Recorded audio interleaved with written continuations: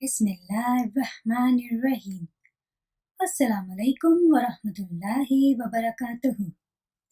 This is your host Sana Khan, and I welcome to all of you in my YouTube channel, Learn Islam.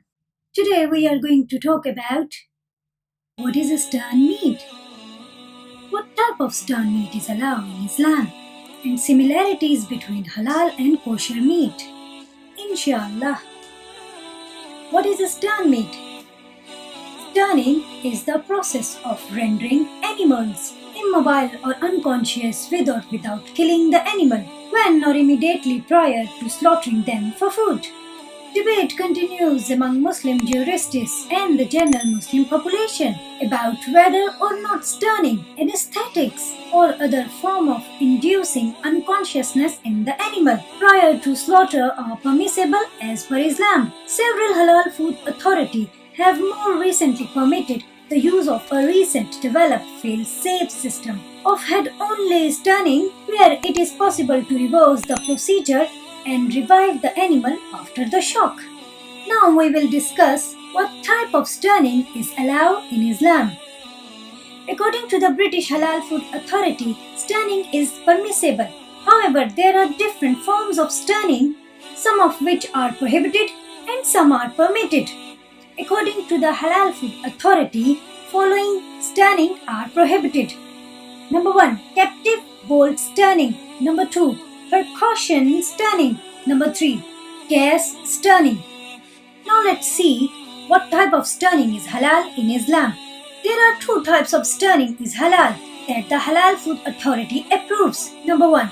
Water bath stun, for poultry only, where birds are dragged through water with an electric sterner, within stated that sometimes they are not rendered fully paralyzed after the water bath because they lift their bodies up while struggling and do not make full contact with the sterner.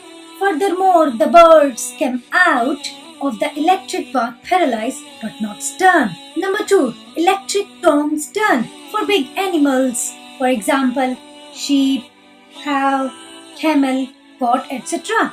The tom would have to stay attached to the head when the bovine falls. The neck-to-neck position must never be used because the current may fail to go through the brain. A head holders that hold the animal head up when the body falls is strongly recommended. Electronarcosis is also often used for big animals, drilling the animal's sense before the slaughtering, and has been agreed upon as licit by the Egyptian Fatwa Committee. Now let's see the similarities between halal and kosher meat. The word zabiha is linguistically similar to the Hebrew term zibah, means sacrifice. Halal is Arabic for permissible, and kosher, shahita, is Hebrew for fit or proper to eat for two groups of people, Jews and Muslims. One difference between halal and kosher is that before slaughter, halal requires the praying to Almighty Allah. Kosher doesn't require a prayer to God before slaughtering. Rest of the procedure is same. Both are the dietary law and described in the distinct religious text.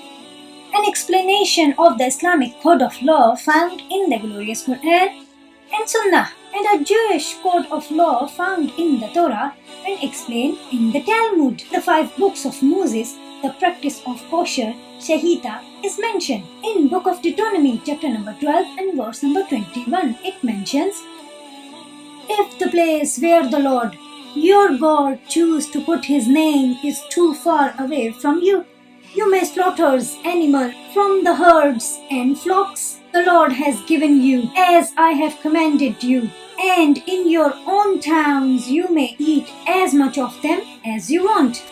Inshallah, this video will help to explain our kids, non-Muslim friends and family about what is stern meat, what type of stunning is allowed in Islam, and what are the similarities between halal and kosher meat. Jazakallah khair.